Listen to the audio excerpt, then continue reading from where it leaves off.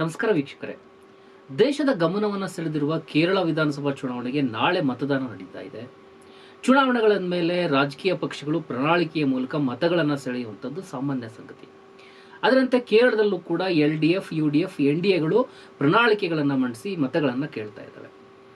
LDF ಮತ್ತು UDFನ ಪ್ರಣಾಳಿಕೆಗಳು ಜನರ ಮುಂದೆ ಎರಡು ವಿಭಿನ್ನ ಆಡಳಿತದ ಮಾದರಿಗಳನ್ನು ಇಟ್ಟಿವೆ. ನವಕೇರಳಂ ದೃಷ್ಟಿಯಲ್ಲಿ ಕಲ್ಯಾಣ ಮತ್ತು ಅಭಿವೃದ್ಧಿಯನ್ನ ಒಟ್ಟಿಗೆ ಸಾಗಿಸುವಂತಹ ಪ್ರಯತ್ನ LDF ಪ್ರಣಾಳಿಕೆಯಲ್ಲಿ ಕಾಣ್ತಾ ಇದ್ರೆ, UDFನ ಪ್ರಣಾಳಿಕೆಯು ತಕ್ಷಣದ ಆರ್ಥಿಕ ನೆರವನ್ನು ಒದಗಿಸುವಂತಹ ಗ್ಯಾರಂಟಿಗಳ ಮೂಲಕ ಜನರನ್ನ ಸೆಳೆಯುವಂತಹ ಪ್ರಯತ್ನವನ್ನ ಮಾಡ್ತಾ ಇದೆ. ಮೇಲ್ನೋಟಕ್ಕೆ ಎರಡೂ ಪ್ರಣಾಳಿಕೆಗಳು ಜನಪರವಾಗಿರುವಂತಹ ಭರವಸೆಗಳನ್ನ ನೀಡ್ತಾ ಇರುವಂತದ್ದು ಕಾಣಿಸ್ತಾ ಇದೆ. ಆದರೆ ಅವುಗಳ ಸ್ವರೂಪ ಮತ್ತು ಪರಿಣಾಮಗಳಲ್ಲಿ ಮೂಲಭೂತವಾಗಿರ್ತಕ್ಕಂತಹ ವ್ಯತ್ಯಾಸ ಇದೆ. ಆ ವ್ಯತ್ಯಾಸ ಏನಿದೆ ಅನ್ನೋದಂಥದ್ದನ್ನು ನಾವೀಗ ಒಂದೊಂದಾಗಿ ನೋಡ್ತಾ ಹೋಗೋಣ. ಕರ್ನಾಟಕದಲ್ಲಿ ಗ್ಯಾರಂಟಿಗಳನ್ನು ಘೋಷಣೆ ಮಾಡಿದ ಹಾಗೆ ಕೇರಳದಲ್ಲೂ ಕೂಡ UDF ಗ್ಯಾರಂಟಿಗಳನ್ನು ಘೋಷಣೆ ಮಾಡಿದೆ. ಅದು ಜನರಿಗೆ ತಕ್ಷಣದ ಹಣಕಾಸು ನೆರವನ್ನು ನೀಡುವಂತಹ ಉದ್ದೇಶವನ್ನು ಹೊಂದಿದೆ. ಯೋಜನೆಗಳು ಬಡ ಕುಟುಂಬಗಳಿಗೆ ತಿಂಗಳಿಗೆ ಹಣವನ್ನ ನೀಡೋದಾಗಿ ಹೇಳ್ತವೆ. ಅಂದ್ರೆ ಯಾರೆಲ್ಲ ಬಡ ಕುಟುಂಬದವರಿದ್ದಾರೆ ಅವರಿಗೆ ನಾವು ತಿಂಗಳಿಗೆ ಹಣವನ್ನ ಕೊಡ್ತೇವೆ ಅನ್ನುವಂಥದ್ದು UDFನ ಗ್ಯಾರಂಟಿಗಳಲ್ಲಿ ಒಂದಾಗಿರ್ತಕ್ಕಂಥದ್ದಿದೆ. ಈ ಗ್ಯಾರಂಟಿಗಳ ದುರ್ಬಲತೆ ಕರ್ನಾಟಕದಲ್ಲಿ ನಾವು ಗಮನಿಸಿರೋ ರೀತಿಯಲ್ಲಿ, ಕರ್ನಾಟಕದಲ್ಲೂ ಗ್ಯಾರಂಟಿಗಳನ್ನು ಜಾರಿ ಮಾಡಿದ್ದಾರೆ. 5 ಗ್ಯಾರಂಟಿಗಳನ್ನು ಅವರು ಘೋಷಣೆಯನ್ನ ಮಾಡಿ ಪ್ರಣಾಳಿಕೆಯೊಳಗಡೆ ಹೇಳಿ, ಗ್ಯಾರಂಟಿಗಳಿಂದಾಗಿಯೇ ಕರ್ನಾಟಕದಲ್ಲಿ ಕಾಂಗ್ರೆಸ್ ಸರ್ಕಾರ ಬಂತು, ಇಲ್ಲದೆ ಹೋದ್ರೆ ಕಷ್ಟ ಇತ್ತು ಎನ್ನುವಂತಹ ಬಹಳಷ್ಟು ವಿಶ್ಲೇಷಣೆಗಳನ್ನು ಕೂಡ ನಾವು ಕೇಳಿದ್ದೀವಿ. ಆದರೆ 5 ಗ್ಯಾರಂಟಿಗಳಲ್ಲೂ ಎಷ್ಟು ಗ್ಯಾರಂಟಿಗಳು ಜಾರಿಯಾಗಿದ್ದಾವೆ ಅಂತ ನೋಡಿದ್ರೆ 2ರಿಂದ 3 ಗ್ಯಾರಂಟಿಗಳು ಮಾತ್ರ ಜಾರಿಯಾಗಿರುವಂಥದ್ದು ಕಾಣಿಸ್ತಾ ಇದೆ. ಯುವ ನಿಧಿ ಅನ್ನುವಂತಹ ಗ್ಯಾರಂಟಿ ಅದಿನ್ನೂ ಕೂಡ ಜಾರಿಯಾಗದೆ ಅದು ದಾಖಲೆಯೊಳಗಡೆ ಮಾತ್ರ ಇದೆ ಅನ್ನುವಂಥದ್ದು. ಇನ್ನು ಶಕ್ತಿ ಯೋಜನೆ ಮತ್ತು ಗೃಹ ಜ್ಯೋತಿ ಮಾತ್ರ ಜನರಿಗೆ ಸಮರ್ಪಕವಾಗಿ ಸಿಗ್ತಾ ಇದೆ. ಗೃಹಲಕ್ಷ್ಮಿ ಕೂಡ ಸಾಕಷ್ಟು ವ್ಯತ್ಯಾಸವನ್ನ ಕಾಣ್ತಾ ಇದೆ. ಒಂದು ತಿಂಗಳ ಹಣ ಬಂದ್ರೆ ಮತ್ತೊಂದು ತಿಂಗಳಲ್ಲಿ ಹಣ ಬರ್ತಾ ಇಲ್ಲ ಎನ್ನುವಂತಹ ಆರೋಪಗಳು ಕೂಡ ಕೇಳ್ತಾ ಇದ್ದಾವೆ. ನಾನು ಯಾಕೆ ಕರ್ನಾಟಕ ಸರ್ಕಾರದ ಗ್ಯಾರಂಟಿಗಳನ್ನ ಪ್ರಸ್ತಾಪ ಮಾಡಿ ಯಾಕೆ ನೆನಪು ಮಾಡ್ಕೊಂಡೆ ಅಂತ ಹೇಳಿದ್ರೆ, ಇದೇ ರೀತಿಯಾಗಿರ್ತಕ್ಕಂತಹ ಗ್ಯಾರಂಟಿಗಳನ್ನ ಎಲ್ಲಾ ಚುನಾವಣೆಗಳಲ್ಲೂ ಕಾಂಗ್ರೆಸ್ ಘೋಷಣೆಯನ್ನ ಮಾಡ್ಕೊಂಡು ಬರ್ತಾ ಇದೆ. ಅದು ಕೇರಳದಲ್ಲೂ ಕೂಡ ಈಗ UDF ನೇತೃತ್ವದಲ್ಲಿ ಘೋಷಣೆಯನ್ನ ಮಾಡಿಕೊಂಡು ಹೋಗಿರುವಂತದ್ದನ್ನು ನಾವು ಗಮನಿಸ್ತಾ ಇದ್ದೀವಿ. ಆದ್ರೆ ಇದರ ಈ ಗ್ಯಾರಂಟಿಗಳ ಒಂದು ದುರ್ಬಲತೆ ಏನು ಅಂತ ಹೇಳಿದ್ರೆ, ಅವು ಕಾನೂನುಬದ್ಧವಾಗಿರ್ತಕ್ಕಂತಹ ಹಕ್ಕುಗಳಲ್ಲ. ಆ ಚುನಾವಣಾ ಘೋಷಣೆಗಳು ಮಾತ್ರ ಆಗಿರ್ತವೆ. ಆ ಸಂದರ್ಭದಲ್ಲಿ ಏನು ಚುನಾವಣಾ ಘೋಷಣೆಗಳು ನಡೆಯುತ್ತೆ, ಅವ್ರ ಸರ್ಕಾರ ಬಂದ್ರೆ ಅವ್ರು ಜಾರಿ ಮಾಡ್ತಾರೆ. ನಂತರದಲ್ಲಿ ಏನಾದರೂ ಆರ್ಥಿಕ ಸಮಸ್ಯೆ ಉಂಟಾದ್ರೆ ಅಥವಾ ಅವರ ಸರ್ಕಾರ ಏನಾದರೂ ಬಿದ್ದೋದ್ರೆ ಡೆಫಿನೆಟ್ಲಿ ಈ ಯೋಜನೆಗಳು ನಿಂತು ಹೋಗ್ತವೆ. ಈ ಯೋಜನೆಗಳು ಜನರಿಗೆ ಯಾವುದೇ ರೀತಿಯಾಗಿರ್ತಕ್ಕಂತಹ ಪರಿಹಾರವನ್ನ ಕೊಡೋದಿಲ್ಲ ಎನ್ನುವಂಥದ್ದು ಕರ್ನಾಟಕದನ್ನ ಗಮನಿಸಿದ್ರೆ ಎಲ್ಲಾ ಕಡೆಗಳಲ್ಲೂ ನಾವು ಅದನ್ನ ಗಮನಿಸ್ಕೊಂಡು ಬರ್ತಾ ಇದ್ದೀವಿ. ಹಾಗಾಗಿ ಗ್ಯಾರಂಟಿಗಳು ತಕ್ಷಣದ ಕ್ರಮಕ್ಕೆ ಏನಾದರೂ ಸಹಾಯ ಮಾಡಬಹುದೇ ಹೊರತಾಗಿ ಶಾಶ್ವತವಾಗಿರ್ತಕ್ಕಂತಹ ಪರಿಹಾರವನ್ನ ಕೊಡ್ಲಿಕ್ಕೆ ಸಾಧ್ಯ ಇಲ್ಲ ಅನ್ನುವಂಥದ್ದು ಇಲ್ಲಿ ಸ್ಪಷ್ಟವಾಗಿ ಗೊತ್ತಾಗ್ತಾ ಇದೆ. LDF ಪ್ರಣಾಳಿಕೆಯನ್ನು ನಾವು ನೋಡಿದ್ರೆ ಅಲ್ಲಿ ಕೊಟ್ಟಿರ್ತಕ್ಕಂತಹ LDFನ ಮಾದರಿ, ಅವ್ರು ಹೇಳಿರ್ತಕ್ಕಂತಹ ಯೋಜನೆಗಳು ಅವು ಕೇವಲ ಘೋಷಣೆಗಳಲ್ಲ, ಕಾನೂನುಬದ್ಧವಾಗಿರ್ತಕ್ಕಂತಹ ಜನರಿಗೆ ಕೊಡಬೇಕಾಗಿರ್ತಕ್ಕಂತಹ ಹಕ್ಕುಗಳ ರೀತಿಯಲ್ಲಿ ಅವು ಕಾಣಿಸ್ತಾ ಇದ್ದಾವೆ. ಅವು ಆಡಳಿತ ವ್ಯವಸ್ಥೆಯ ಭಾಗವಾಗಿ ರೂಪುಗೊಳ್ತಾ ಇರೋ ಕಾರಣಕ್ಕಾಗಿಯೇ ಯಾವುದೇ ಸರ್ಕಾರ ಬಂದರೂ ಕೂಡ ಅದನ್ನ ಅವರು ಮುಂದುವರಿಸಿಕೊಂಡು ಹೋಗ್ಬೇಕಾಗಿರ್ತಕ್ಕಂತಹ ನೀತಿಗಳನ್ನ ಎಡರಂಗ ಸರ್ಕಾರ ಕಳೆದ 10 ವರ್ಷದೊಳಗಡೆ ಅದು ಮಾಡ್ಕೊಂಡು ಬಂದಿದೆ. ಹಾಗಾಗಿ ಈ ಬಾರಿಯ ಪ್ರಣಾಳಿಕೆಯಲ್ಲೂ ಕೂಡ ಅವರು ಜನರಿಗೆ ಶಾಶ್ವತವಾಗಿರ್ತಕ್ಕಂತಹ ಪರಿಹಾರವನ್ನ ಹೇಗೆ ಕೊಡಬೇಕು ಅನ್ನುವಂಥದ್ದನ್ನ ಅವರು ವಿವರವಾಗಿ ಪ್ರಣಾಳಿಕೆ ಒಳಗಡೆ ಹೇಳಿದ್ದಾರೆ. ತಿಂಗಳಿಗೆ 3,000 ರೂಪಾಯಿ ಪಿಂಚಣಿ ಹಣವನ್ನ ಕೊಡ್ತೇವೆ. ಅಂದ್ರೆ ಸಾಮಾಜಿಕ ಭದ್ರತಾ ಪಿಂಚಣಿ ಏನಿದೆ ಅದಕ್ಕೆ ತಿಂಗಳಿಗೆ ಸಾಮಾಜಿಕ ಭದ್ರತಾ ಪಿಂಚಣಿಯಲ್ಲಿ ಯಾರು ಪಿಂಚಣಿಯನ್ನ ಪಡಿತಾ ಇದ್ದಾರೆ ಅವರಿಗೆ ತಿಂಗಳಿಗೆ 3,000 ರೂಪಾಯಿ ಹಣವನ್ನ ಕೊಡ್ತೇವೆ. ಮತ್ತೆ ಅಮಿತವಾಗಿರ್ತಕ್ಕಂತಹ ವೈದ್ಯಕ ನೆರವನ್ನ ಕೊಡ್ತೇವೆ. ಹಿರಿಯರಿಗೆ ಆರೈಕೆಯ ರೀತಿಯೊಳಗಡೆ ಒಂದು ಯೋಜನೆಯನ್ನ ನಾವು ತರ್ತೇವೆ. ಹಾಸಿಗೆ ಹಿಡಿದಿರ್ತಕ್ಕಂತಹ ರೋಗಿಗಳಿಗೆ ರಕ್ಷಣೆಯನ್ನ ಮಾಡ್ತೇವೆ. ಸಂಪೂರ್ಣವಾಗಿ ಕುಡಿಯುವ ನೀರನ್ನ ಕೇರಳದ ಎಲ್ಲಾ ಭಾಗಕ್ಕೂ ನಾವು ಕೊಡ್ತೇವೆ. ಎಲ್ಲರಿಗೂ ಕೂಡ ವಸತಿ ಸೌಲಭ್ಯವನ್ನ ಕೊಡ್ತೇವೆ. ಮತ್ತೆ ಮುಖ್ಯವಾಗಿ 50% ಮಹಿಳೆಯರಿಗೆ ಉದ್ಯೋಗ ಅವಕಾಶವನ್ನು ಕೊಡ್ತೇವೆ. ಶಾಲಾ ವಿದ್ಯಾರ್ಥಿಗಳಿಗೆ ಅಪಘಾತ ವಿಮೆಯನ್ನ ನೀಡ್ತೇವೆ. ಉದ್ಯೋಗ ಖಾತ್ರಿ ಯೋಜನೆಗೆ ಹೆಚ್ಚುವರಿಯಾಗಿರ್ತಕ್ಕಂತಹ ಹಣವನ್ನ ತೆಗೆದಿಡ್ತೇವೆ. ಮತ್ತೆ ಮುಖ್ಯವಾಗಿ IT ವಲಯದೊಳಗಡೆ 5 ಲಕ್ಷ ಹೊಸ ಉದ್ಯೋಗಗಳ ಸೃಷ್ಟಿಯನ್ನ ಮಾಡ್ತೇವೆ. ಮತ್ತೆ ಹೊಸದಾಗಿ ಯಾರೆಲ್ಲ ಉದ್ಯೋಗವನ್ನ ಮಾಡ್ತೀವಿ ಅಂತ ಬರ್ತಾರೆ ಅಂತವರಿಗಾಗಿಯೇ ಸುಮಾರು 20,000 ಕೋಟಿಯಷ್ಟು ಹಣವನ್ನ ಹೂಡಿಕೆಯನ್ನ ಮಾಡ್ತೇವೆ. AI ನಗರ ಸ್ಥಾಪನೆಯನ್ನ ಮಾಡ್ತೇವೆ. ಹೈ ಸ್ಪೀಡ್ ರೈಲ್ ಕಾರಿಡಾರ್ ಯೋಜನೆಯನ್ನ ಎಲ್ಲಾ ಕಡೆಗಳಲ್ಲೂ ವಿಸ್ತರಣೆ ಮಾಡ್ತೇವೆ. ಮೆಟ್ರೋ ರೈಲ್ವೆ ಯೋಜನೆಯನ್ನ ವಿಸ್ತರಣೆ ಮಾಡ್ತೇವೆ ಅಂತ ಅನೇಕ ಯೋಜನೆಗಳು ಸೇರಿದಂತೆ 900ಕ್ಕೂ ಹೆಚ್ಚು ಕಾರ್ಯಕ್ರಮಗಳನ್ನ LDF ತನ್ನ ಪ್ರಣಾಳಿಕೆಯೊಳಗಡೆ ಘೋಷಣೆಯನ್ನ ಮಾಡಿಕೊಂಡಿದೆ. UDFನ ಗ್ಯಾರಂಟಿಗಳು ಶಾಶ್ವತವಾಗಿರ್ತಕ್ಕಂತಹ ಕ್ರಮಗಳಲ್ಲ, ಅದು ತಾತ್ಕಾಲಿಕ ಕ್ರಮ ಆಗಿರ್ತಕ್ಕಂಥದ್ದು. ಆದರೆ LDF ಘೋಷಣೆ ಮಾಡಿರ್ತಕ್ಕಂತಹ ಪ್ರಣಾಳಿಕೆಯಲ್ಲಿ ಯೋಜನೆಗಳೇನಿದಾವೆ ಆ ಯೋಜನೆಗಳು ಶಾಶ್ವತವಾಗಿರ್ತಕ್ಕಂತಹ ಪರಿಹಾರವನ್ನ ಕೊಡ್ತವೆ. ಯಾಕೆ ಅವು ಶಾಶ್ವತವಾಗಿರ್ತಕ್ಕಂತಹ ಪರಿಹಾರವನ್ನ ಕೊಡ್ತವೆ ಅನ್ನೋದಕ್ಕೆ ಪ್ರಮುಖವಾಗಿ 6 ಸ್ತಂಭಗಳ ಮೇಲೆ ಆ LDF ಪ್ರಣಾಳಿಕೆಯನ್ನ ನಿರ್ಮಾಣ ಮಾಡಲಾಗಿದೆ. ಆ 6 ಸ್ತಂಭಗಳು ಯಾವುದು ಎನ್ನುವಂಥದ್ದನ್ನ ನಾವೀಗ ಒಂದೊಂದಾಗಿ ನೋಡ್ತಾ ಹೋಗೋಣ. ಮೊದಲನೇದಾಗಿ ಜ್ಞಾನ ಆರ್ಥಿಕತೆಗೆ ಪರಿವರ್ತನೆ. LDF ಪ್ರಣಾಳಿಕೆಯು ಉದಯೋನ್ಮುಖ ಕೈಗಾರಿಕಾ ವಲಯದಲ್ಲಿ 2 ಲಕ್ಷ ಕೋಟಿಗೂ ಹೆಚ್ಚು ಮತ್ತು ಮೂಲ ಸೌಕರ್ಯದಲ್ಲಿ 3 ಲಕ್ಷ ಕೋಟಿ ಹೂಡಿಕೆಗಳನ್ನು ನಿರೀಕ್ಷೆ ಮಾಡ್ತಾ ಇದೆ. ಇದು ಉನ್ನತ ಶಿಕ್ಷಣದೊಳಗಡೆ ಅಮೂಲಾಗ್ರ ಬದಲಾವಣೆಯನ್ನು ತರುವಂತಹ ಸಾಧ್ಯತೆ ಇದೆ. ವಿದ್ಯಾರ್ಥಿಗಳು ಮತ್ತು ಅಧ್ಯಯನವನ್ನ ಪೂರ್ಣಗೊಳಿಸಿರುವಂತಹ ವಿದ್ಯಾರ್ಥಿಗಳಿಗೆ ವಿವರವಾಗಿರ್ತಕ್ಕಂತಹ ಕೌಶಲ್ಯ ಅಭಿವೃದ್ಧಿ ಕಾರ್ಯಕ್ರಮಗಳನ್ನ ಇದರೊಳಗಡೆ ಪ್ರಸ್ತಾಪವನ್ನ ಮಾಡಲಾಗಿದೆ. ಕೇರಳ ಮತ್ತು ವಿದೇಶದಲ್ಲಿರ್ತಕ್ಕಂತಹ ಮಲಯಾಳಿ ನೌಕರರೇನಿದ್ದಾರೆ ಅವರೊಟ್ಟಿಗೆ ಕೆಲಸವನ್ನ ಮಾಡೋದಕ್ಕೆ ಇದು ಸಹಾಯ ಆಗುತ್ತೆ. ಈ ಹಂತಗಳ ಆಧಾರದ ಮೇಲೆ ಕೇರಳವು ಜ್ಞಾನ ಆರ್ಥಿಕತೆಯಾಗಿ ರೂಪಾಂತರಗೊಳ್ಳುತ್ತಾ ಇದೆ. ಜ್ಞಾನ ಆರ್ಥಿಕತೆಗಾಗಿ ಅಭಿವೃದ್ಧಿ ಸೂಚ್ಯಂಕವನ್ನು ಸಹ ರಚಿಸಲಾಗ್ತಾ ಇದೆ. ಎರಡನೇದಾಗಿ ಒಳಗೊಳ್ಳುವ ಅಭಿವೃದ್ಧಿ. ಪ್ರತಿಯೊಬ್ಬ ನಾಗರಿಕ ಅಭಿವೃದ್ಧಿಯಿಂದ ಪ್ರಯೋಜನ ಪಡೆಯುವುದನ್ನು ಖಚಿತಪಡಿಸುವುದು ಇದರ ಉದ್ದೇಶ. ಈ ಕ್ಷೇತ್ರದಲ್ಲಿ 4 ಪ್ರಮುಖ ಪ್ರಸ್ತಾವನೆಗಳಿದಾವೆ. ಸಂಪೂರ್ಣ ಬಡತನ ನಿರ್ಮೂಲನೆ, ಮಹಿಳೆಯರಿಗೆ 50% ಉದ್ಯೋಗ, ವೃದ್ಧರಿಗೆ ಸಂಪೂರ್ಣ ರಕ್ಷಣೆಯನ್ನು ಒದಗಿಸುವಂಥದ್ದು, ಕೃಷಿಯಂತಹ ಜೀವನೋಪಾಯ ವಲಯಗಳನ್ನು ಬಲಪಡಿಸುವಂಥದ್ದು, ಇವೆಲ್ಲವನ್ನು ಕೂಡ ಸ್ಥಳೀಯ ಸ್ವಯಂ ಆಡಳಿತ ಸಂಸ್ಥೆಗಳ ಮೂಲಕ ಜಾರಿಗೆ ತರಲಾಗುವುದು ಅಂತೇಳಿ ಪ್ರಣಾಳಿಕೆಯೊಳಗಡೆ ಹೇಳಲಾಗಿದೆ. ಅಧಿಕಾರವನ್ನ ಮತ್ತಷ್ಟು ವಿಕೇಂದ್ರೀಕರಿಸಲು ನವಕೇರಳ ಜನತಾ ಯೋಜನೆ ಅಭಿಯಾನದ ಹೊಸ ಹಂತವನ್ನ ಪ್ರಾರಂಭಿಸಲಾಗುತ್ತೆ. ಈ ಅಭಿವೃದ್ಧಿ ಚಟುವಟಿಕೆಗಳಿಗೆ ದೊಡ್ಡ ಪ್ರಮಾಣದ ಸ್ವಯಂ ಭಾಗವಹಿಸುವಿಕೆ ಅಗತ್ಯ ಆಗಿರುತ್ತೆ. ಎಲ್ಲಾ ಕ್ಷೇತ್ರಗಳಲ್ಲೂ ಸ್ವಯಂ ಸೇವಕರಿಗೆ ಸಾಮಾಜಿಕ ಮನ್ನಣೆ ನೀಡಲು ಸ್ವಯಂ ಸೇವಾ ಪತ್ತಿನ ಬ್ಯಾಂಕ್ ಅನ್ನ ಸ್ಥಾಪನೆ ಮಾಡಲಾಗುತ್ತೆ ಅಂತೇಳಿ ಪ್ರಣಾಳಿಕೆಯೊಳಗಡೆ ಹೇಳಲಾಗಿದೆ. ಇನ್ನು ಮೂರನೇದಾಗಿ ಅಭಿವೃದ್ಧಿಯಲ್ಲಿ ಲಿಂಗ ಸಮಾನತೆ. ದುಡಿಮೆಗಾರರಲ್ಲಿ ಬರೀ ಪುರುಷರಷ್ಟೇ ಅಲ್ಲ, ಮಹಿಳೆಯರು ಇರಬೇಕು ಅನ್ನೋ ಕಾರಣಕ್ಕಾಗಿಯೇ ಮಹಿಳೆಯರ ಪಾಲ್ಗೊಳ್ಳುವಂಥದ್ದನ್ನ ಹೆಚ್ಚಳ ಮಾಡಬೇಕು ಎನ್ನುವಂಥದ್ದು ಪ್ರಮುಖವಾಗಿ ಪ್ರಣಾಳಿಕೆ ಒಳಗಡೆ ಗಮನವನ್ನು ಕೊಡಲಾಗಿದೆ. ಹೆಚ್ಚು ಕಡಿಮೆ 50% ಮಹಿಳೆಯರಿಗೆ ಉದ್ಯೋಗ ಸೃಷ್ಟಿಗೆ ಅವಕಾಶವನ್ನು ಕೊಡ್ತೇವೆ ಎನ್ನುವಂಥದ್ದನ್ನ ಪ್ರಣಾಳಿಕೆ ಒಳಗಡೆ ಹೇಳಿದ್ದಾರೆ. ಮಹಿಳೆಯರ ಮೇಲಿನ ದೌರ್ಜನ್ಯವನ್ನ ತಡೆಗಟ್ಟೋದಕ್ಕಾಗಿ ಹಲವಾರು ಕ್ರಮಗಳನ್ನ ಇಲ್ಲಿ ಪ್ರಸ್ತಾವನೆ ಮಾಡಲಾಗಿದೆ. ಮಹಿಳಾ ಘಟಕ ಯೋಜನೆಗಳನ್ನ ಆಧುನೀಕರಣ ಮಾಡುವಂಥದ್ದು ಮತ್ತು ಕುಟುಂಬಶ್ರೀ ಮಿಷನ್ ಅನ್ನ ಇನ್ನಷ್ಟು ನವೀಕರಿಸಿ ಅದನ್ನ ಮತ್ತಷ್ಟು ಸಶಕ್ತವಾಗಿ ಮಾಡುವಂತಹ ಪ್ರಸ್ತಾಪಗಳು ಈ ಪ್ರಣಾಳಿಕೆಯೊಳಗಡೆ ಕಾಣಿಸ್ತಾ ಇದ್ದಾವೆ. ನಾಲ್ಕನೇದಾಗಿ ಪರಿಸರ ಸ್ನೇಹಿ ಕೇರಳವನ್ನ ನಿರ್ಮಾಣ ಮಾಡುವಂಥದ್ದು. ಸಂಪೂರ್ಣವಾಗಿ ನೈರ್ಮಲ್ಯವನ್ನ ಸಾಧಿಸುವುದು, ಎಲ್ಲಾ ಕಡೆಗಳಲ್ಲೂ ಸ್ವಚ್ಛತೆಯನ್ನ ಕಾಪಾಡಿಕೊಳ್ಬೇಕು, ಎಲ್ಲಾ ಕಡೆಗಳಲ್ಲೂ ಹಸಿರನ್ನ ನಿರ್ಮಾಣ ಮಾಡಬೇಕು. ಆ ಕಾರಣಕ್ಕಾಗಿ ಹಸಿರನ್ನ ಸಂರಕ್ಷಣೆಯನ್ನ ಮಾಡಬೇಕು. ಹಸಿರು ಕೇರಳ ಎನ್ನುವಂತಹ ಒಂದು ಯೋಜನೆಯನ್ನು ಕೂಡ ತರ್ತೇವೆ ಅಂತ ಹೇಳಿ ಪ್ರಣಾಳಿಕೆ ಒಳಗಡೆ ಘೋಷಣೆಯನ್ನ ಮಾಡಲಾಗಿದೆ. ವಿಪತ್ತನ್ನ ನಿರ್ವಹಣೆ ಮಾಡ್ತೇವೆ, ಜಲಮೂಲಗಳ ಪುನಃಸ್ಥಾಪನೆಯನ್ನ ಮಾಡ್ತೇವೆ ಮತ್ತು ಜಲಾನಯನ ಯೋಜನೆಯನ್ನ ನಾವು ಸ್ಥಾಪನೆ ಮಾಡ್ತೇವೆ. ಪರಿಸರಕ್ಕೆ ಹೆಚ್ಚು ಆದ್ಯತೆಯನ್ನ ಕೊಡ್ತೇವೆ ಎನ್ನುವಂಥದ್ದನ್ನ ಪ್ರಣಾಳಿಕೆ ಒಳಗೊಂಡಿದೆ. ಐದನೇದಾಗಿ ಜಾತ್ಯತೀತತೆ ಮತ್ತು ಪ್ರಗತಿಪರ ಸಂಸ್ಕೃತಿ. ಸಾಂಸ್ಕೃತಿಕ ಮತ್ತು ಕ್ರೀಡಾ ಸೌಲಭ್ಯಗಳಿಗೆ ಪ್ರಣಾಳಿಕೆಯೊಳಗಡೆ ಹೆಚ್ಚಿನ ಆದ್ಯತೆಯನ್ನು ನೀಡಲಾಗಿದೆ.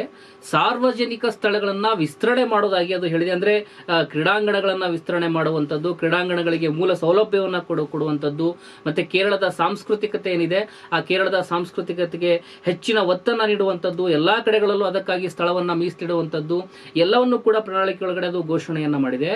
ಮುಖ್ಯವಾಗಿ ಭ್ರಷ್ಟಾಚಾರ ಮುಕ್ತ ಮತ್ತು ಉತ್ತಮವಾಗಿರ್ತಕ್ಕಂತಹ ಆಡಳಿತವನ್ನ ಖಚಿತಪಡಿಸುವುದಾಗಿ ಭರವಸೆಯನ್ನ ಪ್ರಣಾಳಿಕೆಯೊಳಗಡೆ ನೀಡಿದೆ. ಆರನೇದಾಗಿ ಸಂಪನ್ಮೂಲ ಕ್ರೋಢೀಕರಣ. ಪ್ರಣಾಳಿಕೆಯನ್ನ ಸಾಮಾನ್ಯವಾಗಿ ಹೇಳ್ಬಿಡ್ತೀವಿ, ಬಾಯಿಗೆ ಬಂದ ಹಾಗೆ ಹೇಗ್ ಬೇಕು ಮತಗಳನ್ನ ಸೆಳಿಬೇಕು ಅನ್ನೋ ಕಾರಣಕ್ಕೋಸ್ಕರ ನಾನಾ ರೀತಿಯ ತಂತ್ರಗಳನ್ನ ಬಳಸಿ ರಾಜಕೀಯ ಪಕ್ಷಗಳು ಪ್ರಣಾಳಿಕೆಯನ್ನ ಘೋಷಣೆ ಮಾಡಿಬಿಡ್ತವೆ. ಆದರೆ ಘೋಷಣೆ ಮಾಡಿದಂತಹ ಪ್ರಣಾಳಿಕೆಯನ್ನ ಎಷ್ಟರ ಮಟ್ಟಿಗೆ ಜಾರಿ ಮಾಡಲಿಕ್ಕೆ ಆದಾಯದ ಮೂಲ ಎಲ್ಲಿದೆ, ಯಾವ ರೀತಿ ನೀವು ಸಂಪನ್ಮೂಲವನ್ನ ಕ್ರೋಢೀಕರಣ ಮಾಡ್ತೀರಿ ಅನ್ನುವಂಥದ್ದಕ್ಕೆ ಪ್ರಣಾಳಿಕೆಯೊಳಗಡೆ ಯಾವ ನೀಲನಕ್ಷೆಗಳು ಕೂಡ ನಮಗೆ ಕಾಣೋದಿಲ್ಲ. ಆದರೆ LDF ನ ಈ ಪ್ರಣಾಳಿಕೆಯೊಳಗಡೆ ಏನು ಸ್ಪಷ್ಟವಾಗಿರ್ತಕ್ಕಂತಹ ನೀಲನಕ್ಷೆ ನಮಗೆ ಕಾಣಿಸುತ್ತೆ. ಅದು ಏನು ಅಂತ ಹೇಳಿದ್ರೆ, ಸಾಮಾಜಿಕ ಕಲ್ಯಾಣ ಯೋಜನೆಗಳ ವೆಚ್ಚಗಳನ್ನ ಪೂರೈಕೆ ಮಾಡೋದಕ್ಕೆ ರೆವಿನ್ಯೂ ಆದಾಯವನ್ನ ಹೆಚ್ಚಳ ಮಾಡಲಾಗುವುದು. ಮೂಲ ಸೌಕರ್ಯಕ್ಕಾಗಿ ಬಂಡವಾಳ ವೆಚ್ಚಕ್ಕೆ ಬಜೆಟ್ನ ಹೊರಗೆ ಸಾಲಗಳ ಮೂಲಕ ಹಣಕಾಸನ್ನ ಒದಗಿಸಲಾಗುತ್ತೆ. ಸಂಪನ್ಮೂಲಗಳ ಕ್ರೋಢೀಕರಣದಲ್ಲಿ ಕೇಂದ್ರ ಸೃಷ್ಟಿಸತಕ್ಕಂತಹ ಅಡೆತಡೆಗಳನ್ನ ನಿವಾರಿಸಲಾಗುವುದು ಮತ್ತು ಕೇರಳ ಮೂಲ ಸೌಕರ್ಯ ಹೂಡಿಕೆ ನಿಧಿ ಮಂಡಳಿ ಏನಿದೆ ಅದನ್ನ ಇನ್ನಷ್ಟು ಸ್ಟ್ರೆಂತ್ ಮಾಡುವಂತ ಕೆಲಸವನ್ನ ನಾವು ಮಾಡ್ತೇವೆ. ಇದು ಅಭಿವೃದ್ಧಿ ಕಾರ್ಯತಂತ್ರದ ಸಾರ ಆಗಿದೆ ಅಂತೇಳಿ ತನ್ನ ಪ್ರಣಾಳಿಕೆಗಳು ಅದು ಹೇಳಿದೆ. LDF ಮತ್ತೆ UDF ನ ಚುನಾವಣಾ ಪ್ರಣಾಳಿಕೆಗಳನ್ನ ನೋಡಿದಾದ್ಮೇಲೆ ನನಗೆ ಸ್ಪಷ್ಟವಾಗಿ ಅನಿಸ್ತಾ ಇರುವಂತದ್ದು ಏನು ಅಂತ ಹೇಳಿದ್ರೆ, UDF ನ ಗ್ಯಾರಂಟಿಗಳು ಸಾಮಾನ್ಯವಾಗಿ ಸಮಸ್ಯೆಯ ಲಕ್ಷಣಗಳನ್ನು ಮಾತ್ರ ತಾತ್ಕಾಲಿಕವಾಗಿ ತಗ್ಗಿಸ್ತವೆ, ಆದ್ರೆ ಶಾಶ್ವತವಾಗಿರ್ತಕ್ಕಂತಹ ಪರಿಹಾರವನ್ನ ಕೊಡೋದಿಲ್ಲ. LDF ನ ಯೋಜನೆಗಳು ಸಮಸ್ಯೆಯ ಮೂಲ ಕಾರಣಗಳನ್ನ ಪತ್ತೆ ಮಾಡ್ತವೆ, ಅದಕ್ಕೆ ಪರಿಹಾರವನ್ನ ಮಾಡೋದಕ್ಕಾಗಿ ಗಮನವನ್ನ ಕೊಡ್ತಾ ಇದ್ದಾವೆ. ಉದ್ಯೋಗ ಸೃಷ್ಟಿ, ಕೈಗಾರಿಕಾ ಹೂಡಿಕೆ, ಮಹಿಳಾ ಸಬಲೀಕರಣ, ಆರೋಗ್ಯ ಮತ್ತು ಮೂಲಸೌಕರ್ಯ, ಶಿಕ್ಷಣ, ಈ ರೀತಿಯಾಗಿ ದೀರ್ಘಕಾಲಿಕವಾಗಿ ಆರ್ಥಿಕ ಮತ್ತು ಸಾಮಾಜಿಕ ಬದಲಾವಣೆಯನ್ನು ತರೋದಕ್ಕಾಗಿ LDF ಪ್ರಣಾಳಿಕೆ ಒಳಗಡೆ ಕಾಣಿಸ್ತಾ ಇದೆ. ಅಂದ್ರೆ LDF ಮತ್ತೆ UDF ಪ್ರಣಾಳಿಕೆಯನ್ನ ನೋಡಿದಾದ್ಮೇಲೆ ಸ್ಪಷ್ಟವಾಗಿ ಕಾಣಿಸ್ತಾ ಇರುವಂತದ್ದು ಏನು ಅಂತ ಹೇಳಿದ್ರೆ, ಪ್ರಣಾಳಿಕೆಗಳು ಹಣ ಹಂಚುವಂತಹ ರಾಜಕೀಯ ಕ್ರಮಗಳಾಗಿರಬಾರದು, ಬದಲಾಗಿ ವ್ಯವಸ್ಥೆಯನ್ನ ಬಲಪಡಿಸುವಂತಹ ದೃಷ್ಟಿಕೋನಗಳಾಗಿರಬೇಕು ಎನ್ನುವಂಥದ್ದು ಸ್ಪಷ್ಟವಾಗಿ ಗೊತ್ತಾಗ್ತಾ ಇದೆ. ಇನ್ನು ಚುನಾವಣಾ ಅಂದಮೇಲೆ ಆರೋಪ ಪ್ರತ್ಯಾರೋಪ ಪರಸ್ಪರ ರೀತಿ ನಡೆಯುತ್ತಾ ಇರುವಂತದ್ದನ್ನ ನಾವು ಗಮನಿಸ್ತಾ ಇದ್ದೀವಿ. ಅದೇ ರೀತಿಯಲ್ಲಿ ವಯನಾಡ್ನಲ್ಲಿ ಸಂಭವಿಸಿದಂತಹ ಭೀಕರ ಭೂಕುಸಿತ ಮತ್ತು ಪ್ರವಾಹದ ಸಂದರ್ಭದಲ್ಲಿ ಕಾಂಗ್ರೆಸ್ ದೊಡ್ಡ ಪ್ರಮಾಣದಲ್ಲಿ ಭ್ರಷ್ಟಾಚಾರವನ್ನು ನಡೆಸಿದೆ ಅನ್ನುವಂತಹ ಆರೋಪಗಳು ಈ ಸಂದರ್ಭದಲ್ಲಿ ಕೇಳಿ ಬರ್ತಾ ಇದ್ದಾವೆ. ದೇಶಾಭಿಮಾನಿ, ದಿ ಹಿಂದೂ ಮತ್ತೆ ನ್ಯೂಸ್ ಮಿನಿಟ್ ಪತ್ರಿಕೆಗಳು ಸರಣಿ ವರದಿಯನ್ನ ಮಾಡಿರ್ತಕ್ಕಂಥದ್ದನ್ನ ನಾವಿಲ್ಲಿ ಗಮನಿಸಬಹುದು. ಭೂಕುಸಿತ ಮತ್ತೆ ಪ್ರವಾಹ ಬಂದಂತ ಸಂದರ್ಭದೊಳಗಡೆ ನಾವು ನಿಮಗೆ ಮನೆಯನ್ನ ನಿರ್ಮಾಣ ಮಾಡಿಕೊಡ್ತೇವೆ ಅಂತೇಳಿ ಕಾಂಗ್ರೆಸ್ ಪಕ್ಷ ಜನರಿಂದ ಹಣವನ್ನ ದೊಡ್ಡ ಮಟ್ಟದೊಳಗಡೆ ಅದು ಸಂಗ್ರಹವನ್ನ ಮಾಡಿತ್ತು. ಹಣಕಾಸು ನಿರ್ವಹಣೆಯ ಕುರಿತಾಗಿ ಸಾಕಷ್ಟು ಗಂಭೀರ ಪ್ರಶ್ನೆಗಳನ್ನ ಈಗ ಕೇಳ್ತಾ ಇದ್ದಾಗಲೂ ಕೂಡ ಸರಿಯಾದಂತ ಉತ್ತರವನ್ನ ಕಾಂಗ್ರೆಸ್ ಕೊಡ್ತಾ ಇಲ್ಲ. ಒಂದು ಬ್ಯಾಂಕ್ ಖಾತೆಯನ್ನು ಮಾತ್ರ ಅದು ಬಹಿರಂಗಪಡಿಸಿದೆ, ಆದ್ರೆ ಹಲವಾರು ಬ್ಯಾಂಕ್ ಖಾತೆಗಳ ಮೂಲಕ ಆ ಹಣವನ್ನ ಬೇರೆ ಬೇರೆ ಖಾತೆಗಳಿಗೆ ವರ್ಗಾವಣೆಯನ್ನ ಮಾಡಿದೆ ಕಾಂಗ್ರೆಸ್ ಎನ್ನುವಂತಹ ಆರೋಪಗಳು ಈ ಸಂದರ್ಭದಲ್ಲಿ ಕೇಳಿ ಬರ್ತಾ ಇದ್ದಾವೆ. ಅವರ ಆ ಸಂದರ್ಭದಲ್ಲಿ ಒಂದು ಅಧಿಕೃತವಾಗಿರ್ತಕ್ಕಂತಹ ಖಾತೆಯನ್ನ ಮಾಡ್ತಾರೆ, ಆ ಅಕೌಂಟ್ಗೆ ಎಲ್ಲ ಹಣ ಹೋಗಿಲ್ಲ ಎನ್ನುವಂತಹ ಆರೋಪಗಳು ಕೂಡ ಕೇಳಿ ಬರ್ತಾ ಇದಾವೆ. ಯಾಕೆಂತ ಹೇಳಿದ್ರೆ ಅವ್ರು ಕೊಡ್ತಾ ಇರುವಂತಹ ಉತ್ತರದಲ್ಲೇ ಹಲವಾರು ಅನುಮಾನಗಳು ಸೃಷ್ಟಿ ಆಗ್ತಾ ಇದಾವೆ. ಈಗ ಸಿಕ್ಕಿರುವಂತಹ ದಾಖಲೆಗಳ ಪ್ರಕಾರ ಅವರು 10 ಅಕೌಂಟ್ಗಳನ್ನ ಆ ಸಂದರ್ಭದಲ್ಲಿ ನಿರ್ವಹಣೆ ಮಾಡ್ತಾ ಇದ್ರು ಅಂತ ಹೇಳ್ತಾ ಇದ್ದಾರೆ. ಆದ್ರೆ ಕಾಂಗ್ರೆಸ್ ಒಂದು ಅಕೌಂಟ್ ಅನ್ನ ಮಾತ್ರ ಈಗ ಬಹಿರಂಗಪಡಿಸಿದೆ. ಉಳಿದ 8-9 ಅಕೌಂಟ್ಗಳ ಕತೆ ಏನಾಯ್ತು ಅಂತ ಹೇಳಿ ಅಲ್ಲಿಯ ಜನ ಮತ್ತೆ ಮಾಧ್ಯಮದವರು ಪ್ರಶ್ನೆಯನ್ನ ಕೇಳ್ತಾ ಇದ್ದಾರೆ. ಮತ್ತೆ ಒಂದು ಇಲ್ಲಿ ಪಾರದರ್ಶಕತೆಯ ಬಗ್ಗೆ ದೊಡ್ಡ ರೀತಿಯೊಳಗಡೆ ಸಂದೇಹ ಕಾಣಿಸ್ತಾ ಇದೆ. ಅದೇ ವೇಳೆ ಕರ್ನಾಟಕದ ಮುಖ್ಯಮಂತ್ರಿ ಸಿದ್ದರಾಮಯ್ಯನವರು ಕೂಡ ವೀರಾವೇಶದಲ್ಲಿ ನಾನು ವಯನಾಡಿಗೆ 100 ಮನೆಗಳನ್ನ ಕಟ್ಟಿಸ್ಕೊಡ್ತೀವಿ ಅಂತ ಹೇಳಿ ಘೋಷಣೆಯನ್ನ ಮಾಡಿದ್ರು. ಅದು ಘೋಷಣೆಯಾಗಿಯೇ ಉಳಿದಿದೆ, ಜಾರಿ ಕೂಡ ಆಗಿಲ್ಲ. ಅಂದ್ರೆ ಕಾಂಗ್ರೆಸ್ ಘೋಷಣೆಯನ್ನ ಮಾಡುತ್ತೆ, ಜಾರಿ ಮಾಡೋದಿಲ್ಲ, ಮತ್ತೆ ಜನರ ಭಾವನಾತ್ಮಕ ಸಮಸ್ಯೆಗಳನ್ನ ತನ್ನ ಹಣಕಾಸಿನ ಲಾಭಕ್ಕಾಗಿ ಬಳಸ್ಕೊಳ್ಳುತ್ತೆ ಅನ್ನೋದಕ್ಕೆ ವಯನಾಡಿನ ಘಟನೆ ಕಣ್ಮುಂದೆ ಸಾಕ್ಷಿಯಾಗಿ ಉಳಿದಿದೆ. ಓಕೆ, ಈಗೊಂದು ಪ್ರಶ್ನೆ ಬರುತ್ತೆ, ಹಾಗಾದ್ರೆ LDF ಸರ್ಕಾರ ಏನ್ ಮಾಡ್ತು? ಸರ್ಕಾರ ಇತ್ತಲ್ಲ, ಓಕೆ, ಕಾಂಗ್ರೆಸ್ ಒಂದು ವಿರೋಧ ಪಕ್ಷವಾಗಿ ಆ ರೀತಿ ಕೆಲಸವನ್ನ ಮಾಡಿದೆ, LDF ಸರ್ಕಾರ ಏನ್ ಮಾಡ್ತು ಎನ್ನುವಂತಹ ಪ್ರಶ್ನೆ ಬರುತ್ತೆ. ವಯನಾಡು ದುರಂತದ ಪೀಡಿತರಿಗೆ LDF ಮನೆಯನ್ನ ಕಟ್ಕೊಡ್ತೀವಿ ಅಂತ ಹೇಳಿ ಭರವಸೆಯನ್ನ ಕೊಟ್ಟಿತ್ತು. ಅದರೊಳಗಡೆ ಈಗಾಗಲೇ 178 ಮನೆಗಳನ್ನ ಆ ದುರಂತದ ಪೀಡಿತರು ಯಾರಿದ್ದಾರೆ ಅವರಿಗೆ ಈಗಾಗಲೇ ಹಸ್ತಾಂತರವನ್ನ ಮಾಡಿದೆ. ಉಳಿದಿರುವಂತಹ 400 ಮನೆಗಳು ನಿರ್ಮಾಣ ಹಂತದಲ್ಲಿದ್ದಾವೆ, ಇನ್ನೇನು ಮುಗಿಬಹುದು ಎನ್ನುವಂತಹ ಮಾಹಿತಿಗಳು ಕೂಡ ಬರ್ತಾ ಇದಾವೆ. ಅಂದ್ರೆ LDF ಏನ್ ಘೋಷಣೆಯನ್ನ ಮಾಡಿತ್ತೋ ಒಂದು ಸರ್ಕಾರವಾಗಿ ಅದು ನುಡಿದಂತೆ ನಡೆದುಕೊಂಡಿದೆ. ಪರಿಹಾರ ಪೀಡಿತರಿಗೆ, ಯಾರು ಆ ದುರಂತ ಪೀಡಿತರಿದ್ರು ಅವರಿಗೆ ಪರಿಹಾರವನ್ನು ಕೂಡ ಕೊಟ್ಟಿದೆ, ಮನೆಯನ್ನು ಕೂಡ ಕಟ್ಟಿಕೊಡುವಂತಹ ಕೆಲಸವನ್ನು ಮಾಡಿದೆ.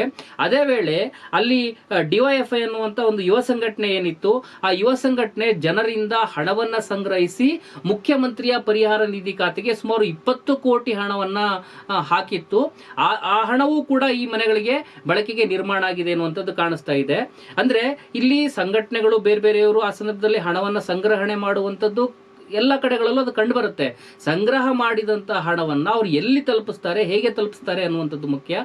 ಅದನ್ನ ಗಮನಿಸಿದ್ರೆ LDF ಮತ್ತು ಎಡಪಕ್ಷಗಳು ಮತ್ತೆ ಎಡಪಕ್ಷಗಳ ಏನು ಅಲ್ಲಿ ಪ್ರಜಾಸತ್ತಾತ್ಮಕ ಸಂಘಟನೆಗಳಿದ್ದಾವೆ ಅವರು ನ್ಯಾಯಯುತವಾಗಿರ್ತಕ್ಕಂತಹ ದಾರಿಯಲ್ಲಿ ನಡೆದುಕೊಂಡಿದ್ದಾರೆ ಅನ್ನುವಂಥದ್ದು ಸ್ಪಷ್ಟವಾಗಿ ಗೊತ್ತಾಗ್ತಾ ಇದೆ. ಇನ್ನು ಇದೇ ಸಂದರ್ಭದಲ್ಲಿ ಕೇರಳದ ಎಡರಂಗ ಸರ್ಕಾರವನ್ನ ಟೀಕಿಸುವ ಬರದಲ್ಲಿ ಕರ್ನಾಟಕದ ಮುಖ್ಯಮಂತ್ರಿ ಸಿದ್ದರಾಮಯ್ಯ ಮತ್ತು ತೆಲಂಗಾಣ ಮುಖ್ಯಮಂತ್ರಿ ರೇವಂತ್ ರೆಡ್ಡಿ ಕೇರಳದ ಜನರಿಂದ ಟ್ರೋಲ್ಗೆ ಒಳಗಾಗ್ತಾ ಇದ್ದಾರೆ.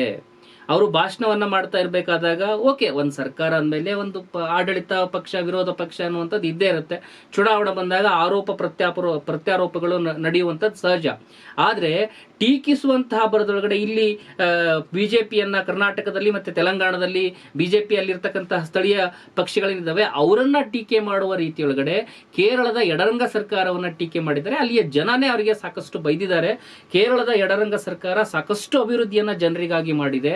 ಅವರು ಕಳೆದ ಬಾರಿ ಪ್ರಣಾಳಿಕೆಯೊಳಗಡೆ ಏನ್ ಘೋಷಣೆಯನ್ನ ಮಾಡಿದ್ರು ಅದನ್ನ ಹೆಚ್ಚು ಕಡಿಮೆ 97% ಅವರು ಈಗಾಗಲೇ ಜಾರಿಯನ್ನ ಮಾಡಿದ್ದಾರೆ. ಕರ್ನಾಟಕದಲ್ಲಿ ಮತ್ತೆ ತೆಲಂಗಾಣದಲ್ಲಿ ನೀವು ಏನು ಜಾರಿ ಮಾಡಿದಿರಿ, ನಿಮ್ಮ ಯೋಜನೆಗಳು ಎಲ್ಲಿ ಬಂದಿದ್ದಾವೆ, ನೀವು ನಿಮ್ಮ ರಾಜ್ಯಗಳನ್ನಷ್ಟೇ ಗಮನ ಕೊಡಿ. ಆದ್ರೆ ಅದು ಬಿಟ್ಟು ಯಾವುದೋ ಆರೋಪವನ್ನ ಮಾಡೋ ಬರದೊಳಗಡೆ ಏನಾದ್ರೂ ಸಣ್ಣ ಪುಟ್ಟ ತಪ್ಪುಗಳಿದ್ರೆ ಖಂಡಿತ ಅವುಗಳನ್ನು ನೀವು ಆರೋಪವಾಗಿಯೋ ಅಥವಾ ಮಾತಾಡ್ತಿರುವಾಗೋ ಮಾತಾಡಿ. ಆದ್ರೆ ಟೀಕೆ ಮಾಡುವ ಬರದಲ್ಲಿ ದಿವಾಳಿ ಆಗಿದೆ ಹಾಗೆ ಹೀಗೆ ಎನ್ನುವಂತ ಪದಗಳನ್ನು ನೀವೇನ್ ಬಳಸಿದಿರಿ. ಕೇರಳ ದಿವಾಳಿ ಆಗಿಲ್ಲ. ಕೇರಳ ಎಲ್ಲದರಲ್ಲೂ ಕೂಡ ಇಡೀ ದೇಶಕ್ಕೆ ನಂಬರ್ 1 ಮಾದರಿ ಆಡಳಿತ ಆಗಿದೆ ಅಂತೇಳಿ ಅಲ್ಲಿಯ ಜನ ಮಾತನಾಡ್ಕೊಳ್ತಾ ಇದ್ದಾರೆ. ಇದೇ ವೇಳೆ ಚುನಾವಣಾ ಪೂರ್ವ ಸಮೀಕ್ಷೆಗಳು ಕೂಡ ಹೊರಬರ್ತಾ ಇದ್ದಾವೆ. LDF ಮತ್ತೆ UDF ನಡುವೆ ನೆಕ್ ಟು ನೆಕ್ ಫೈಟ್ ಇದೆ ಎನ್ನುವಂತಹ ಸಮೀಕ್ಷೆಗಳು ಕೂಡ ಬಹಳಷ್ಟು ಸಮೀಕ್ಷೆಗಳು ಕೇಳಿ ಬರ್ತಾ ಇದ್ದಾವೆ. ಕೆಲ ಸಮೀಕ್ಷೆಗಳ ಪ್ರಕಾರ LDF ಮುನ್ನಡೆಯಲ್ಲಿದೆ, LDF ಮತ್ತೆ ಅಧಿಕಾರವನ್ನು ನಡೆಸಬಹುದು ಎನ್ನುವಂತಹ ಲೆಕ್ಕಾಚಾರಗಳು ಕೂಡ ಕೇಳಿ ಬರ್ತಾ ಇದ್ದಾವೆ. ಇಲ್ಲಿ ಗಮನಿಸಬೇಕಾಗಿರ್ತಕ್ಕಂತಹ ಪ್ರಮುಖ ವಿಚಾರ ಏನು ಅಂತ ಹೇಳಿದ್ರೆ, ಈ ಚುನಾವಣಾ ಪೂರ್ವ ಸಮೀಕ್ಷೆ ಆಗಲಿ ಅಥವಾ ಚುನಾವಣಾ ನಂತರದ ಸಮೀಕ್ಷೆ ಆಗಲಿ ಯಾವ ಕೂಡ ಸತ್ಯದಿಂದ ಕೂಡಿರ್ತಕ್ಕಂಥದ್ದಲ್ಲ, ಅಂದ್ರೆ ವಿಶ್ವಾಸಾರ್ಹತೆಯಿಂದ ಕೂಡಿರುವಂತದ್ದಲ್ಲ. ಎಲ್ಲೋ ಒಂದು ಜನನ್ನ ಸೇರಿಸ್ಬಿಟ್ಟು ಅಥವಾ ಒಂದು ಪ್ರದೇಶದೊಳಗಡೆ 1000 ಜನನೋ 100 ಜನನೋ ಸೇರಿಸಿ ಅಭಿಪ್ರಾಯವನ್ನ ಸಂಗ್ರಹಿಸಿ ಅದು ಅದೇ ಏರಿಯಾದ್ದು ಅಥವಾ ಅದೇ ವಿಧಾನಸಭಾ ಕ್ಷೇತ್ರದ್ದು ಅಥವಾ ಅದು ರಾಜ್ಯದ್ದು ಎನ್ನುವಂತಹ ಒಂದು ಅಭಿಪ್ರಾಯವನ್ನ ಕೊಡುವಂತಹ ಕೆಲಸವನ್ನ ಇಲ್ಲಿ ಮಾಡಲಾಗುತ್ತೆ. ಹಾಗಾಗಿ ವಿಶ್ವಾಸಾರ್ಹ ಅಲ್ಲದೆ ಇರತಕ್ಕಂತಹ ಏನ್ ಸಮೀಕ್ಷೆಗಳಿದಾವೆ ಈ ಸಮೀಕ್ಷೆಗಳನ್ನ ನಂಬೋದಕ್ಕೆ ಕಷ್ಟ ಇದೆ. ಆದಾಗ್ಯೂ ಕೂಡ ಆ ಸಮೀಕ್ಷೆಯಲ್ಲೂ LDF ಮುನ್ನಡೆಯಲ್ಲಿರುವಂತದ್ದನ್ನು ನಾವು ಗಮನಿಸಬಹುದಾಗಿದೆ. ಈ ಬಾರಿ ಕೇರಳದಲ್ಲಿ ಮುಸ್ಲಿಂ ಮತದಾರರು UDF ಜೊತೆ ನಿಲ್ಲುವಂತಹ ಸಾಧ್ಯತೆಗಳಿದೆ ಅಂತ ಹೇಳಿ ವಿಶ್ಲೇಷಣೆಗಳು ಕೇಳಿ ಬರ್ತಾ ಇದ್ದಾವೆ. ಮತ್ತೊಂದೆಡೆ ಪ್ರಗತಿಪರ ಮತ್ತು ಅಭಿವೃದ್ಧಿ ಬಯಸುವಂತಹ ಜನರ ದೊಡ್ಡ ಗುಂಪು ಕೇರಳದೊಳಗಡೆ ಇದೆ. ಆ ದೊಡ್ಡ ಗುಂಪು LDFಗೆ ಬೆಂಬಲವನ್ನ ನೀಡ್ತಾ ಇದೆ ಎನ್ನುವಂತಹ ಮಾತುಗಳು ಕೂಡ ಕೇಳಿ ಬರ್ತಾ ಇದ್ದಾವೆ. ಹಿಂದೂ ಮತಗಳನ್ನ ಬಿಜೆಪಿ ಪಡೆಯಬಹುದು ಎನ್ನುವಂತಹ ಲೆಕ್ಕಾಚಾರಗಳನ್ನ ಹಾಕಿತ್ತು. ಆದ್ರೆ ಬಿಜೆಪಿ ಕೋಮು ಗಲಾಟೆಯನ್ನ ಮಾಡಿಸ್ತಾ ಇದೆ, ದೇವಸ್ಥಾನದ ಹೆಸರೊಳಗಡೆ ಕೋಮು ಧ್ರುವೀಕರಣವನ್ನ ಮಾಡ್ತಾ ಇದೆ ಎನ್ನುವಂತಹ ಆರೋಪಗಳ ಕಾರಣದಿಂದಾಗಿ ಹಿಂದೂಗಳು LDFಗೆ ಮತವನ್ನ ಹಾಕುವಂತಹ ಸಾಧ್ಯತೆ ಇದೆ. ಹಾಗಾಗಿ ನಮಗೆ ಹಿಂದೂಗಳ ಮತ ಸಿಗುತ್ತೆ, ಹಿಂದುತ್ವದ ರೀತಿಯೊಳಗಡೆ ನಾವೇನಾದ್ರೂ ಒಂದು ಬದಲಾವಣೆಯನ್ನ ತರಬಹುದು ಅಂತೇಳಿ ತನ್ನ ಹಿಂದುತ್ವದ ಅಜೆಂಡಕ್ಕಾಗಿ ಹೋರಾಟವನ್ನ ಮಾಡ್ತಾ ಇದ್ದಂತಹ ಬಿಜೆಪಿಗೆ ಹಿಂದೂಗಳೇ ದೊಡ್ಡ ಪ್ರಮಾಣದಲ್ಲಿ ಹಿನ್ನಡೆಯನ್ನ ಕೊಡುವಂತಹ ಲೆಕ್ಕಾಚಾರಗಳು ಕೂಡ ಕೇರಳದಲ್ಲಿ ಈಗ ಕೇಳಿ ಬರ್ತಾ ಇದ್ದಾವೆ. ಇದೆಲ್ಲದರ ನಡುವೆ ಕೇರಳದ ಜನ ಮಾತಾಡ್ಕೊಳ್ತಾ ಇರುವಂತದ್ದು ಏನು ಅಂತ ಹೇಳಿದ್ರೆ, ಈ ಬಾರಿಯೂ ಕೂಡ ಕೇರಳದಲ್ಲಿ ಎಡರಂಗ ಸರ್ಕಾರ ಬರಬೇಕು ಅಂತೇಳಿ ಅವರು ಬಯಕೆಯನ್ನ ಮುಂದಿಡ್ತಾ ಇದ್ದಾರೆ. ಅವರು ಯಾಕೆ ಆ ರೀತಿ ಹೇಳ್ತಾ ಇದ್ದಾರೆ ಅನ್ನೋದಕ್ಕೆ ಹಲವು ಕಾರಣಗಳಿದಾವೆ. LDF ಏನಿದೆ ಇದು ಜನಪರ ಆಡಳಿತದ ಸಂಕೇತವಾಗಿ ಹೊರಹೊಮ್ಮತಾ ಇದೆ. ಅವ್ರೇನ್ ಘೋಷಣೆ ಮಾಡಿದಿರ್ತಕ್ಕಂತಹ ಕಲ್ಯಾಣ ಯೋಜನೆಗಳಿದ್ವು, ಆ ಕಲ್ಯಾಣ ಯೋಜನೆಗಳನ್ನ ಅವ್ರು ಜಾರಿ ಮಾಡಿದ್ದಾರೆ. ಸಾಮಾಜಿಕ ನ್ಯಾಯವನ್ನ ತಂದುಕೊಟ್ಟಿದ್ದಾರೆ. ಕೇರಳದ ಸಮಗ್ರ ಅಭಿವೃದ್ಧಿಗೆ ದೊಡ್ಡ ರೀತಿಯೊಳಗಡೆ ಆದ್ಯತೆಯನ್ನು ನೀಡ್ತಾ ಇದ್ದಾರೆ.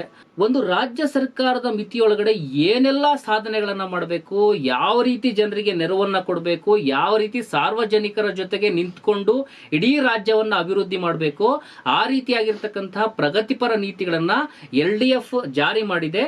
ಆ ಕಾರಣಕ್ಕಾಗಿಯೇ ಮತ್ತಷ್ಟು ಕೇರಳ ಅಭಿವೃದ್ಧಿ ಆಗ್ಬೇಕಾದ್ರೆ ನಮಗೆ LDF ಬೇಕು ಎನ್ನುವಂತ ಮಾತುಗಳನ್ನ ಕೇರಳದ ಜನ ಮಾತನಾಡ್ತಾ ಇದ್ದಾರೆ.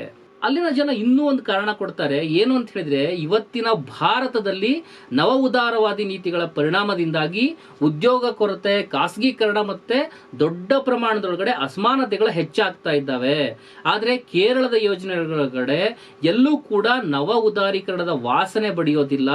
ಅಲ್ಲಿರುವಂತಹ ನೀತಿಗಳು ಜನರ ಪರವಾಗಿರತಕ್ಕಂತಹ ನೀತಿಗಳಿದ್ದಾವೆ. ಆ ಕಾರಣಕ್ಕಾಗಿಯೇ ಅಲ್ಲಿ ಒಂದು ಕಾರ್ಮಿಕರಾಗಿರ್ಬೋದು, ರೈತರಾಗಿರ್ಬೋದು, ಕೃಷಿ ಆಗಿರ್ಬೋದು, ಸಾಮಾನ್ಯ ಜನ ಆಗಿರ್ಬೋದು, ಶಿಕ್ಷಣ, ಆರೋಗ್ಯ ಎಲ್ಲವೂ ಕೂಡ ವಿಶ್ವದಲ್ಲಿ ಮಾದರಿಯಾಗಿ ನಮಗೆ ಕಾಣಿಸ್ತಾ ಇದೆ. ಹಾಗಾಗಿ ಈ ಕಾರಣಕ್ಕಾಗಿ ನಾವು ಮತ್ತೆ ಎಡರಂಗ ಸರ್ಕಾರ ಬರಬೇಕು ಅಂತೇಳಿ ಬಯಸ್ತೇವೆ ಎನ್ನುವಂಥದ್ದು ಅಲ್ಲಿಯ ಮತದಾರರ ಗುಟ್ಟಾಗಿದೆ. ಇದನ್ನೆಲ್ಲ ಗಮನಿಸ್ತಾ ಇದ್ರೆ ಕೇರಳದಲ್ಲಿ ಏನಾಗಬಹುದು ಎನ್ನುವಂತಹ ಕುತೂಹಲ ಸಹಜವಾಗಿ ಮನೆ ಮಾಡ್ತಾ ಇದೆ. ತಾತ್ಕಾಲಿಕವಾಗಿರ್ತಕ್ಕಂತಹ ಗ್ಯಾರಂಟಿಯನ್ನ ಅಲ್ಲಿನ ಜನ ಬೆಂಬಲಿಸ್ತಾರ, ಶಾಶ್ವತವಾಗಿರ್ತಕ್ಕಂತಹ ಪರಿಹಾರವನ್ನ ನೀಡುವಂತಹ LDF ಅನ್ನ ಬೆಂಬಲ ಮಾಡ್ತಾರ? ಮೇ 4ರವರೆಗೆ ಕಾದು ನೋಡಬೇಕಾಗಿದೆ. ಮತ್ತೊಂದು ಸ್ಟೋರಿಯೊಂದಿಗೆ ಮತ್ತೆ ಭೇಟಿ ಆಗ್ತೇನೆ. ವಸ್ತುನಿಷ್ಠ ವಿಶ್ಲೇಷಣೆಗಾಗಿ ಜನಶಕ್ತಿ ಮೀಡಿಯಾ ನೋಡ್ತಾ ಇರಿ.